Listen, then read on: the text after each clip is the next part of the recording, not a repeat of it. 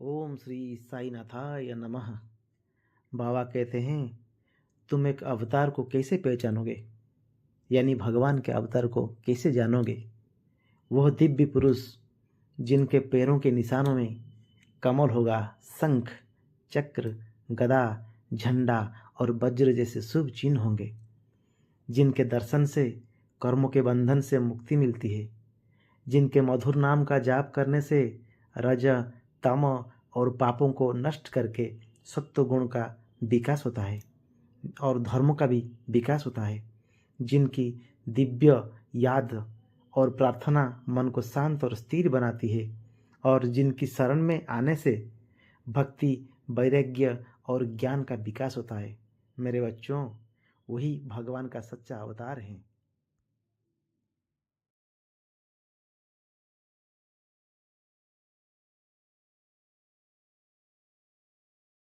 ओम श्री शिरडीवासाय विद्महे सच्चिदानंदाय धीमहि तन्नो साई प्रचोदयात्।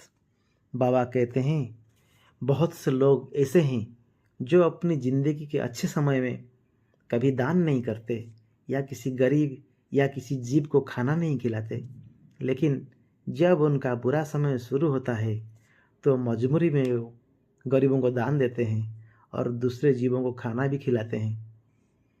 तुमको यह बात ध्यान में रखनी चाहिए कि दान देना या किसी भूखे को खाना खिलाना मेरी पूजा करने जैसा ही है। यह पक्का जान लो कि जो गरीबों को दान देता है या भूखों को खाना खिलाता है, वो सच में मेरी सेवा ही करता है। इसे एक अटल सच्चाई मानो।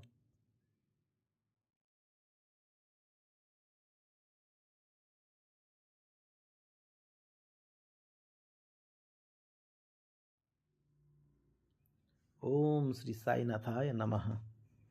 बाबा कहते हैं, शिक्षा तुम्हारी अनपढ़ता और अंधविश्वास को दूर करती है और तुम्हारी बुद्धि और विवेक को जगाती है, लेकिन इसका मतलब यह नहीं है कि तुम अपनी शिक्षा के आधार पर भगवान के होने को नकार दोगे।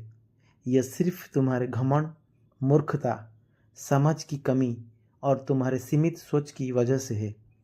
जब तुम अपनी सोच, समझ और ज्ञान को बढ़ाओगे, तभी तुम्हें एहसास होगा कि तुम्हारा ज्ञान, तुम्हारी शिक्षा और तुम्हारी योग्यता भगवान की इस रचना और भगवान की दिव्य शक्ति के सामने कुछ भी नहीं है, बहुत छोटा है। ओम श्री साई। जय जय श्री साई। बाबा कहते हैं, नकारात्मकता का असर इतना शक्तिशाली होता है कि यह एक सच्चे इंसान को झूठा, एक आस्तिक को नास्तिक और एक अच्छे इंसान को शैतान बना सकता है।